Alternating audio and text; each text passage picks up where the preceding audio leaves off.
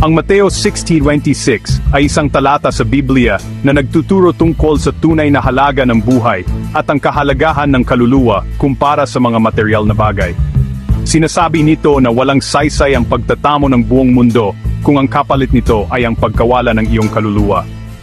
Narito ang ilang mga punto upang may paliwanag ang Mateo 6:26.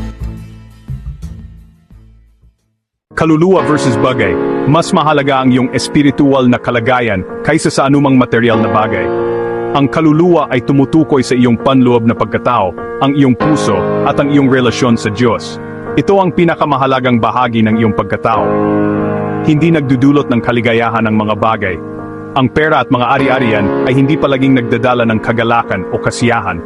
Ang paghahangad ng kayamanan ay maaring maging sanhi ng pagkalimot sa kung ano ang tunay na mahalaga sa buhay. Pinakamahalaga ang Diyos. Ituon ang iyong pansin sa iyong pananampalataya at relasyon sa Diyos.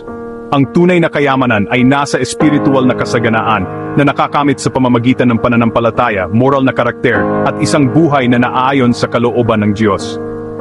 Isipin ang tungkol sa walang hanggan. Ang iyong mga pagpili ngayon ay nakakaapekto sa iyong walang hanggang kapakanan. Mahalaga na isaalang-alang ang pangmatagalang mga kahihinatnan ng ating mga aksyon at desisyon. Sa madaling salita, ang Mateo 16:26 ay isang paalala na ang tunay na tagumpay ay hindi nasusukat sa mga material na bagay, kundi sa kalusugan ng ating kaluluwa at ang ating relasyon sa Diyos. Hinihikayat tayo nito na unahin ang paglago ng ating espiritu at mamuhay ng may integridad, dahil ang halaga ng ating kaluluwa ay higit pa sa anumang kayamanan sa lupa.